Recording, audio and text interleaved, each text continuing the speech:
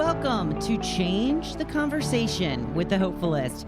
My name is Wendy McClure, and it's time we had a conversation about living in a patriarchy and how that affects our lives. Together, we can make a difference and change the conversation. Thank you and welcome to the show. It took me 50 years to recognize patriarchy and how much it has influenced my life, which is why I now question everything. We've had a groundbreaking ruling in the state of Georgia when it comes to their abortion ban. And I have a guest on with me to break that down. We have Emily Long, a repeat guest. She's almost becoming like what do they call them on TV shows? A recurring character. So welcome, Emily. Thank you for being my recurring character. Anytime, Wendy. Anytime. So Emily is a lawyer, and she's very big into feminism, women's rights, getting what women need to, actually be considered a human in this country. Yeah. It's hard. So I wanted to have her on to discuss this very interesting opinion from a judge in Georgia regarding their 6-week abortion ban that has been overturned. So can you tell us a little bit about the specifics of the decision by this judge, who is a conservative judge, by the way, I believe? Well, he was elected. He was an elected judge. Oh, okay.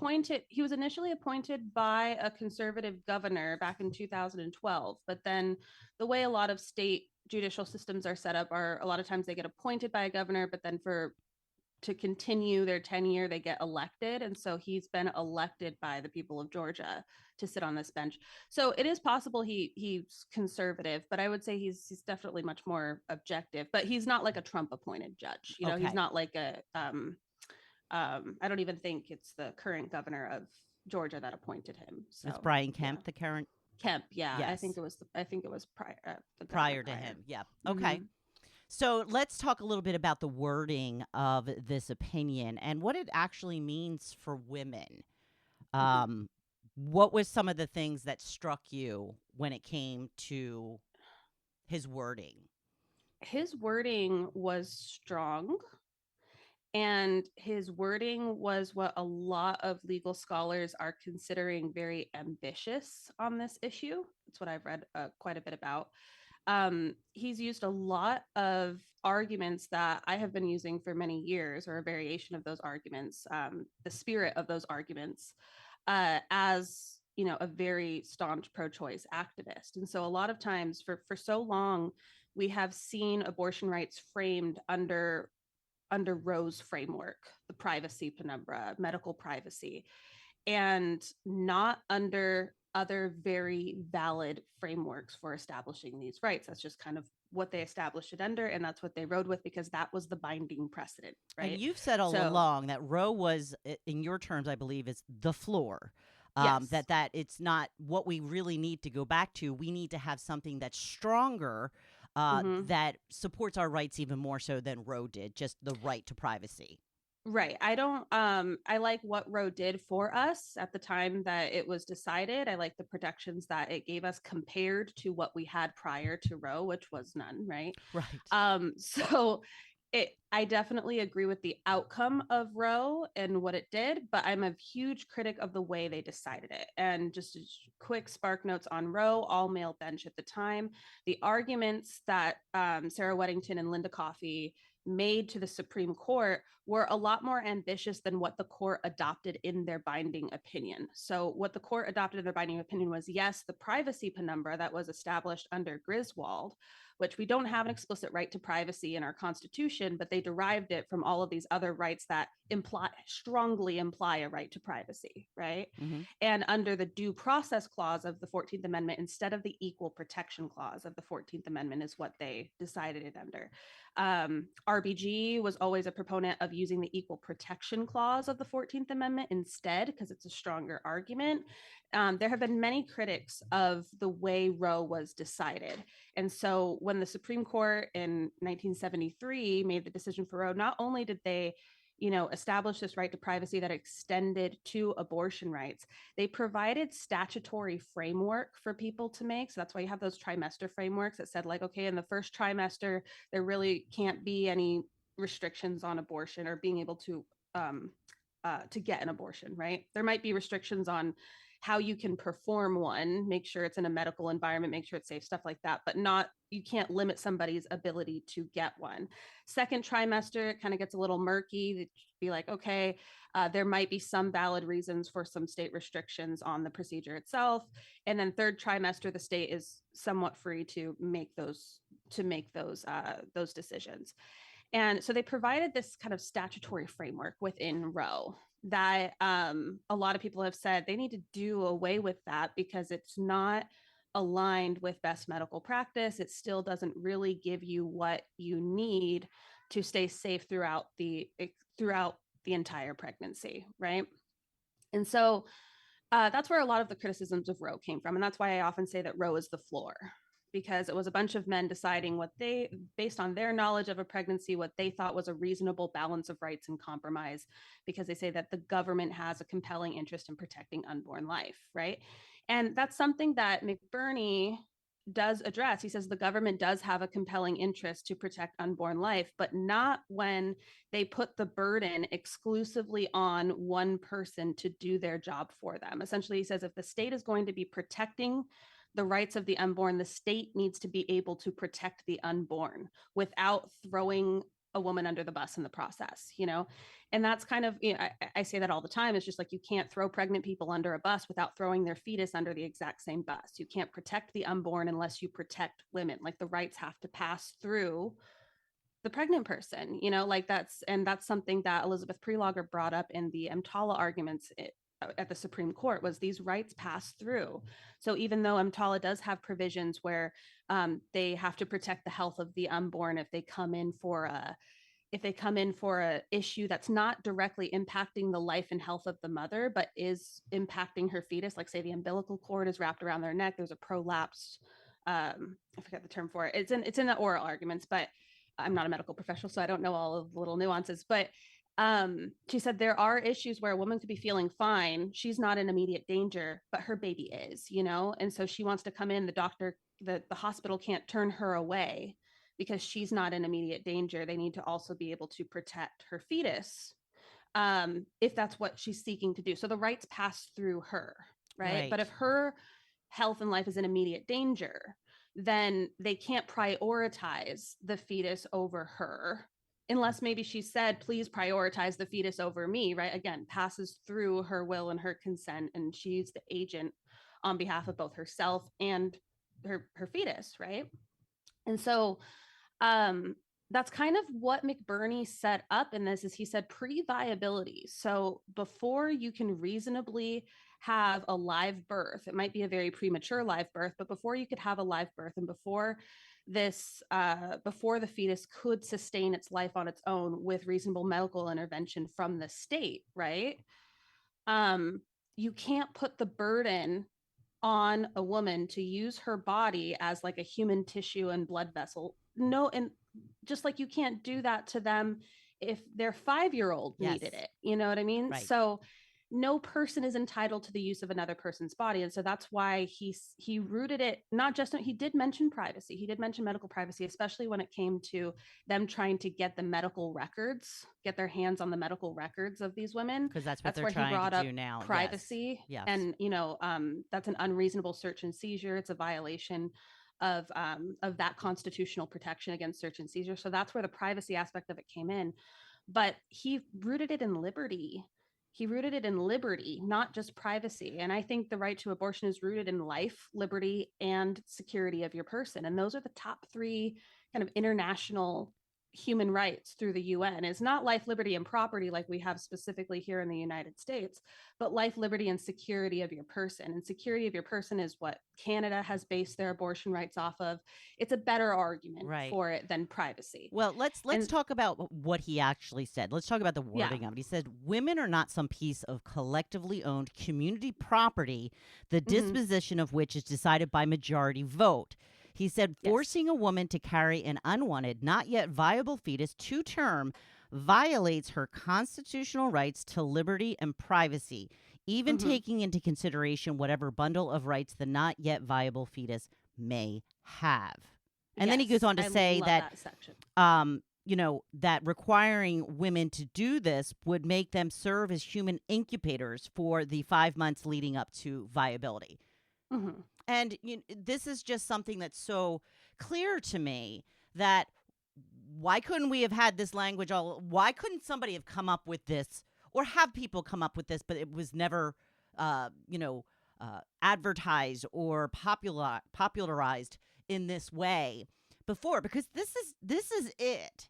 I This mean, is it. This is it. right. Because after viability, you do run into some, both philosophical, ethical, moral issues that doctors already operate under when there is the opportunity to save both mom and baby. Like, people aren't walking in at 8 months pregnant going, I don't want to be pregnant anymore, kill it. Well, Right? and let's That's not how we're operating. And a doctor is within their rights to say, no, I'm not going to help you do that right. unless there's like some really emergent situation in which there's a compelling reason for that to be an option, Yeah, right? so let's And address that though. First of all, there is this notion that women are waking up in the 8th month and just deciding I've changed my mind.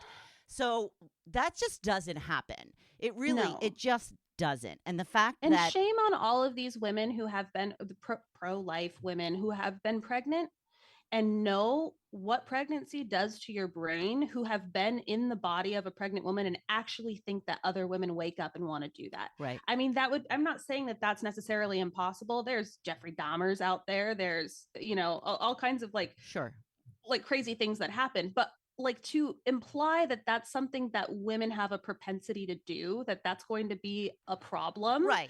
is like, you've been pregnant. You know what that's like. You're not going to put your body through all of that and then wake up one morning after you already have the stretch marks, after you've already gained 30 pounds, Did after the morning you've already been sickness waddling and around in the morning sickness yeah, and the headaches and the fatigue and, the the swollen feet, hemorrhoids. the hemorrhoids, and knowing that an abortion procedure at that stage is going to take 3 days when most of the time people can give birth in less than 24 hours. So I don't know why any rational person would wake up and say, I'm going to put my body through an equally traumatic experience for no freaking reason. It's Like, ridiculous. that's not what they're doing. Yeah. And so I just, it makes my blood boil when women say that. When men say it, I'm like, you've never been in the body or the mind of a pregnant woman. And I have. And I wish I could put them in that situation to be like, let's adjust your perspective a little bit Right. and stop demonizing women for no reason, So because 1% of abortions take place in the 3rd trimester. And 1% of abortions take place in the last half of pregnancy. Okay. So that's the latter half of 2nd and 3rd. Yeah. okay. The only reason that at that point women are getting abortions is for medically necessary reasons for either the mother or the fetus at that point. Right. It's still just, I follow these things pretty closely, and I understand that a lot of people don't follow as closely as I do. But how many stories have we heard in the last 2 years since the overturn of Roe of women being denied treatment and There's care? thousands. I mean, and there are women dying from Yeah. this. And the women dying, what's good to note is that, so there's been 3 reported so far. There's 2 in Georgia and 1 in Indiana. The 2 in Georgia were related to abortion pills, so the anti-abortion lobby has spun that. The other one was related to maternal care deserts and not being able to get access to care. yes. She never actually took any abortion pills, but she kissed her son goodbye, had an ectopic pregnancy that they didn't treat, and she never came home. And that kind of shit breaks my heart. Oh my God. But these are just through the first couple months since the abortion bans went into effect in their Right. states, because the review boards have not gotten through the rest. So Candy Miller and Amber Thurman in Georgia, those were in 2022. They've only gotten through fall of 2022. There are more, and I would be willing to bet good money that it is in the ballpark of how often we hear about school shootings. Okay, why does it take so long? Why do these review boards take 2 years to review cases and to they're release? understaffed. Ugh. The cases are super nuanced. So even though an abortion law might have contributed to the outcome, there has to be like a certain threshold in which they say, if not for the abortion law, they would have survived, right?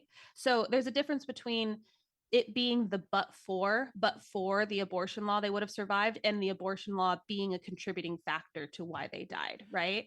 So they have to kind of determine, when can we, reasonably say, if not for this abortion law, they would be alive right now. And that's not necessarily going to capture all of the deaths. But in Texas, they've seen a 56% increase just in the first 2 years since they passed their abortion ban back in 2021. That was pre-Dobbs that they passed their abortion ban. And So that people are dying. That a lot of people are dying. And It's just about these situations are so nuanced. They have to be able to say it was because of the abortion ban, and that's a high burden of proof to right. meet.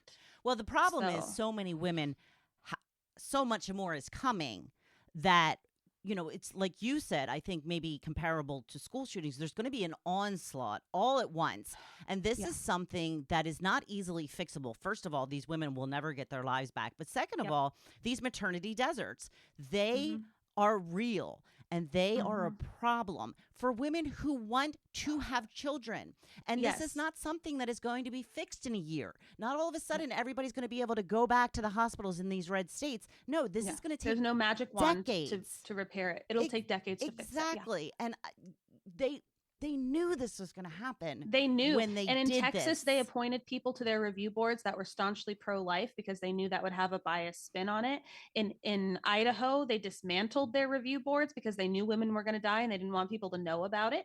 Yeah. Like, they're doing whatever they can to draw from public attention that pregnancy is a life-threatening condition. Every single pregnancy is. Oh, absolutely. Okay, you can have a best case pregnancy go south in a minute if there's an unexpected rupture or whatever. And so many people, considering the state of healthcare just across the board in the United States, so many people are undiagnosed for issues that might complicate their pregnancy prior to going in.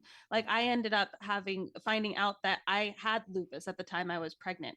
And I didn't get diagnosed with it until relatively recently. And so when I look back and, I was going over with doctor, I was like, did I have it at this time? Because all of my pregnancy complications that they were like, this doesn't make sense. You were so young and healthy. Right. I had all of the complications.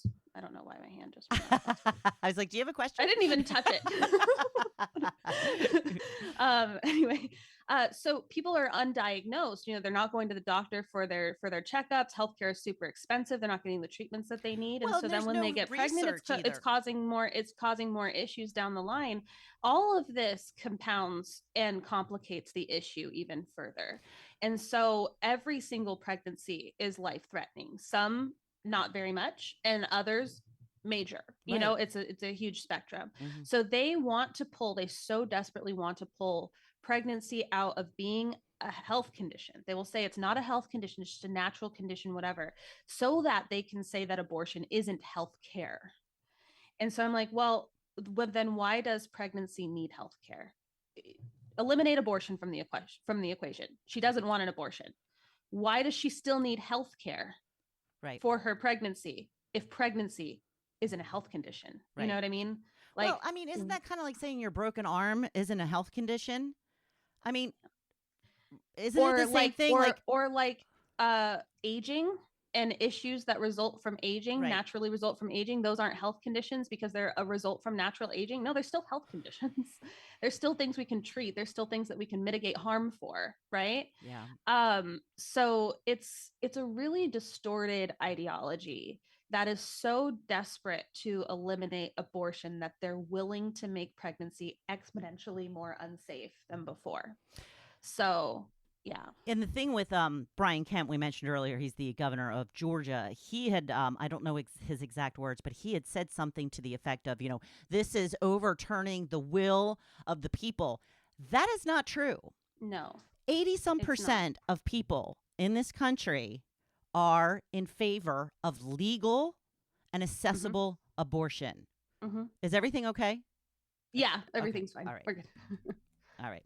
So I don't understand why this continues to be such an issue when it's very clear that people want abortion and they want it to be legalized. So it pisses me off that this is still even a talking point, because this is supposed to be a democracy where majority rules, and if over 80% of people want it, why is this being pushed? Mm-hmm. I I couldn't tell you. well, Like I want an answer, Emily. this is being pushed for a number that I don't think there's a specific reason that we can hone in that it's being. I don't think it's just control of women. I don't think it's just an obsession with the unborn. I don't think it's just, you know, religious fanatics. It's a culmination of so many things that people, you know, it's like they've scapegoated immigration for so many of our issues. They've scapegoated abortion and, you know, women being selfish and childless cat ladies and all kinds of stuff for the issues. There's an obsession with the birth rate declining and you know, the corporations and whatnot knowing that they're going to have a smaller workforce to work with later. There's so many factors to it that I couldn't tell you like what is driving this, other than to we're supposed to take on the burden and solve these problems, and it's going to come from our maternal and motherly instincts. It's our duty. To our duty, Mm-hmm. right? And so there's a severe lack of accountability that people have always had toward women. You can see it in so many different facets. You look at like what's going on in Afghanistan right now, where they're like, now women can't even speak and they can't cover, or they have to cover every little bit of skin on their body because they will not admit that men can be monsters that attack women. So they will say, you know, okay, well, you have to dress more modestly. Okay, they started dressing more modestly. Okay, well, your face was still showing, your hands were still showing, they were enticed by your voice. Like, it's just like, at what point are you going to say that there's no excuse for somebody doing this to somebody? Like, at one point, are you going to take accountability for what men are doing to women, right? Well, that's or you're that's just the going point. to shove the burden onto women. That's the and point. so they don't want to take accountability for the environment that they have created, where we don't want to bring kids into the world, or more. I mean, I have a child, but like, I don't want to bring more into the world because I don't know what kind of future I'm going to give them. I don't know if they're going to air fry outside because it's 118 degrees already. Are they even going to make it through their life before it's not inhabitable anymore? Do they have no chance at economic success in the future? Right? Like, all of these things, am I even going to be able to afford them? I mean, I make a good amount of money, but it's like, it's still not, it's not sufficient, right? And so they will not take accountability for the environment that they have created that is hostile toward women, that is hostile toward childbearing, that doesn't cultivate a good future for our next generation. And then they want to blame us for being selfish and not wanting to do it. And so they want us to solve that problem without taking any accountability for what they've done to create a problem. And I want to go back to what you said just a moment ago about how, you know, women are being forced to cover up, and somehow it's on women to make sure that men don't attack. You know, that is a failing of men. That's a failing of men. Men can't control themselves, then that's their failing, not women's failing. And I go back to this example over and over again because it's BS. Men can control themselves. They absolutely have that ability, and you can see it every single time you go to a beach. Because if it were just about seeing women's skin, then there would be assaults going on the beach every single day. And that's not happening. It's a miracle. But also, in addition to that, is now women are being set up to be selfish if they want to live over their unborn child. Like, you know, I see these women, they're like, well, I would die for my unborn child. Well, good for you. That's your choice. You can. Right. You can. Don't make me look like I'm a horrible person because I want to live and go home to the child I may already have, the spouse that loves me. Or you just want to live because you are a person and you deserve that. Well, no, that's not good enough for women. That's only good enough for men. Women. But they even say that about, you know, about women who do have other responsibilities and stuff like that in life. You know, it's they don't take any of that into account. It's like, you can't, you know, I asked somebody fairly recently who's like, well, you know, it makes logical sense to me to only have abortion in life of the mother situations, because your life is endangered, life for life kind of situation. They conceded to that. And I was like, okay, yeah, that is the logical conclusion there. But now what if, but we're talking about who should decide in these scenarios, Right. right? We're talking about who should decide that. So now let's say you have a mother of 3 kids. She's a single mom. They have no other family. And she's pregnant with her 4th child, and it's going to be a futile pregnancy. There's not going to be a baby out of it. She's going to die. And she adamantly doesn't want to have an abortion. She's like, I want to die for this baby. I don't want to have an abortion. I'm so opposed to it. The logical conclusion is that you would force her to have an abortion because she's going to leave those 3 other babies behind with nobody in the world, right? That's the logical answer to it, is that you would want to force her to have an abortion, right? It's like, well, no, I wouldn't force her to have an abortion. It's like, yes, because it would be up to her to decide. That's the whole point. Right. You might not agree with it. You might be like, I can't believe what she's doing to these other 3 kids, but it's still up to her to decide. Right. Right. And so that is kind of just, that's the whole heart of the argument. Like, Yeah. you get, they go off on so many other tangents as to whether it's right, it's wrong, it's good, it's bad, it's whatever.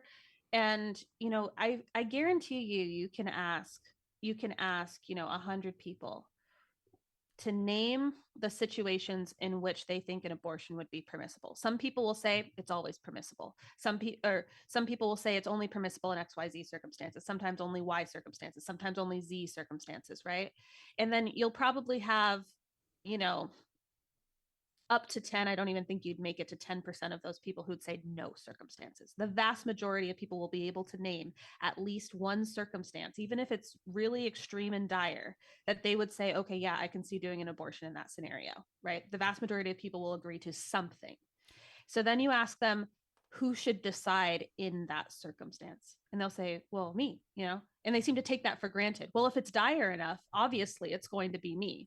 No, if it's up to the government, it's up to the government. Right. Right. Yeah. That's not, they might agree with you, yes, and validate you in that, yes, but it's still not up to you. It's up to them. And so that's the problem. Like, Right. that is the problem. And Judge McBurney also wrote, as we're speaking about this, it is not for a legislator, a judge, or a commander from The Handmaid's Tale to tell these women what to do with their bodies during this period when the fetus cannot survive outside the womb, any more so than society could or should force them to serve as a human tissue bank or give up a kidney for the benefit of another. It's kind of, and a little, let that sink in a little bit, we're being told, like you said, it's so nuanced, but I think it's mostly about the control of women. I think it's mostly about getting women to be back in the kitchen. We've become far too independent. The men are in a loneliness crisis. The American family is not having as many children as they used to, but you're also right. I mean, it's also because of the population and how it's going down. It's not going to be enough workers for corporate America and all of these things. But I do still see women that say, I've worked in hospitals, there has to be some limits. And again, do these women think that people are waking up at 7.5 months and saying, I've changed my mind? The only time past viability is when there's something life-threatening going on. And for any woman to say that there has to be some limits doesn't quite get that, I don't think. They don't. And they don't. And I don't know, I can't speak to their experiences so much, but I have been around a lot of the interactions and attitudes that women have with each other, especially mothers have with each other. And I can't be in Facebook mom groups anymore. I can't stand it. There is so much judgment passed from mother to mother. It's almost worse than the judgment that men pass against women, right? And because of I've been there, I've done that, this is what I would do differently, I'm right, you're wrong. And there is a certain amount that men will concede, okay, I'm not you, I'll never be in your shoes. They don't concede, many of them don't concede that very much. They still want to impose their views and whatever. But if you said, you're not the one giving birth, you're not the one going through this process, you're not the one, they will say, yes, of course, I know, right, I know. But they'll still try to impose. When it's a woman, they say, well, I have. I will be subjected to that. And I still don't, you have the Aaron Hollies that are like, take my rights away. I don't, that's not a right that I need to have, because it's just not a right we should have. It's immoral. It's a whatever. Right. And so there is more of a viciousness from women. Um, like I find the expression of internalized misogyny a lot of times much worse than misogyny from men, because you shouldn't be getting it from other women, but you do. Right. And it's a superiority complex with them, that they want to feel like they are, you know they have a buried grievance that they don't have the autonomy and control over their life, because they've submitted to the men in their life based on their culture, right? But they still have that underlying grievance that they don't have that much control, so they lash out and unleash it on other women, and that becomes so hostile. I mean, I have had some of the worst things said about abortion come from women. I mean, I get most of the bad things I hear about it, like the really terrible hot takes, are from men. But the absolute worst, the ones that go way off the chart, I'd say are usually from women. They're few and far apart, but they're the most hostile. And so I think that is a huge problem, and it's, we need some limits. We need that they want control over other women too, because they don't even have control over themselves. Well, and that's patriarchy in action. It's Yep. it's turning women against each other. Mm-hmm. Then rather than having us come together and look at the common enemy, which is usually the men who are trying to dictate how we should live our lives. Yeah. So, as we start to wrap up here, what do you think about this decision in Georgia and what's going to happen moving forward? So what I see realistically happening moving forward is that they're either going to file an emergency stay, and these rights that were just, you know, given back to Georgia are going to be stripped away by the Supreme Court. I'm curious to see if they'll do that before the election and really piss people off, considering Georgia is a swing state. So they may not actually do the emergency stay. They have appealed it, and I do think it'll be reversed on appeal in the Georgia Supreme Court based on the makeup of the Georgia Supreme Court. Not because his argument isn't sound. His argument is very sound. His argument is very reasonable too, because he concedes and addresses people's concern about the unborn. He does say whatever bundle of rights the unborn have, they still don't supersede that of the woman's, right? Exactly. So it's not like you're picking one or the other or pitting them against each other. You're saying that for the best situation possible, to uphold rights in the best manner, it has to prioritize the woman, right? And so there is a concession on his part that addresses people's grievances in a way that makes, sometimes you have to concede in order to get somebody to really see where you're coming from. Mm-hmm. And I feel like that concession was very important to try to convince, especially people who lean more conservative on the issue, that this personhood doesn't solve their problem. Personhood for the unborn isn't a miracle pill that's going to make abortion illegal. There's still a lot more to consider, because no person is entitled to another person's body, right? And that's upheld throughout common law and throughout, just the way we operate as a society. Yeah. And so if you're setting apart women specifically, that doesn't apply to them, that's a special pleading on behalf of the unborn, and that's innately discriminatory toward women. And so I don't think this argument will make it up to the Supreme Court successfully unless we have the Equal Rights Amendment published, because they could argue that, women aren't technically people like in the Constitution, right? They could make that. I mean, it would be a terrible argument to make based on past precedent. But because at the time, they focus on history and tradition. And because at the time the Constitution was established, we didn't have the right to vote. Those rights didn't apply to us, right? We still had marital coverture laws and all kinds of stuff. They could use all of that to say that we have always had a view of women as a secondary kind of rights holder, and they could say that's because they bear children and have to focus on, the rights of their unborn and blah blah blah. I can see Samuel Alito going rogue with that.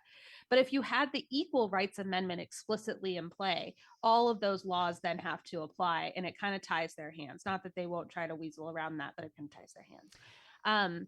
And I think that this argument is a good argument to use. And I think it can be expanded upon across the board. Like, I think people should be taking notes from McBurney. Okay. Like, I think any legal scholar on this issue who's an abortion rights advocate should be really digging in to this opinion, because he also mentions involuntary servitude. It's in footnotes, and he focuses it on the fact that it disproportionately impacts Black and brown women. Yeah.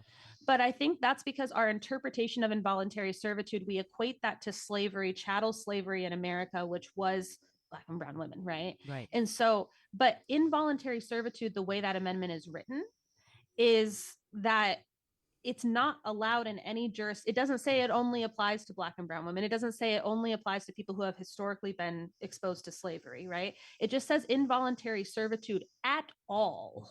Right. Is not allowed in any jurisdiction of the United States. So that can be expanded upon to say that that forced pregnancy in general is involuntary servitude. And that's a violation of an amendment we already have, an explicit amendment that we already have, not a privacy penumbra that's like a collection of whatever, but an explicit amendment we already have. And so there are things that can be expanded on in this, but I found this an incredibly reasonable, but also ambitious somehow, like it kind of like, yeah. And it's something that legal scholars on this issue should take note of. It's probably not going to be successful in the state that it's in, but it can pave the way. And I think he was ambitious with it because he knew it could pave the way for a whole new conversation about abortion rights. And that's what I feel like he's given us. Now, what you were saying before, that's what we've been waiting for. And like I said, it's so clear cut, just the way that he's worded everything. It's very concise. It's very concise. So good. You don't have to go into all the nuances of pregnancy and blah, blah, blah. It's so concise. And that's what I love about it. Cut and dried. But you were talking about the Equal Rights Amendment. I am on the ERA Coalition, and we are working very hard to get that added by the end of this year. So if you have not gone to signforera.org, please do so and make sure listeners, yes. I was sure that you had. So please do that. We're trying really, really hard to get this into the Constitution this year. It's so close. So close. It's already ratified. It's already there. It just we've got 4 people that we have to get to kind of sign off on a vote that will go over the head of the House Speaker so that it can come to a vote regardless of whether he wants it to or not. So go to signforera.org and please add your name to that list. Emily, thank you so much for joining me once again. This is finally some good news. I'm hopeful. I don't know how much difference it's going to make, but to me, it just was like, this is it. It took 2 years, but gosh, but this is it. I'm gonna be putting together a Substack on this for this weekend. Okay, great. To go out, and I will pin, if you have this published already, I will pin it in that. Perfect. But this was a groundbreaking decision. It's going to open a lot of doors, but they're probably going to shut it on this specific case in this specific state. So don't lose hope when they do that. If they do that, probably when they do that, because we have the right momentum going. Right. We have a lot of work to do. So how can people find you if they want to follow you, find out more about you? Find out more about me. I'm at Smishmortion 101, SMISHMORTION 101 on Instagram. I'm predominantly on Instagram and Threads. I do have a TikTok as well, but I don't post to that quite as often as I do Instagram. And I have a Substack at Smishmortion 101 as well. And I try to post to that weekly. Drop the ball a couple weeks so far, but I try to post that weekly. And I am looking to launch a podcast soon at Scarlet A Pod, but I want to get I'm trying to keep consistency with the Substack at least. Okay. So you can follow me on Instagram. Substack, Threads are where I'm most active. All right. Well, thank you so much. I do appreciate it. Yes. And we'll have you back on as a recurring character soon. Recurring character anytime.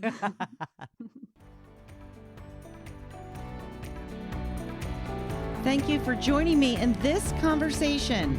Together, we are better. Please visit my website at hopefulist.com and remember to hit that subscribe or follow button.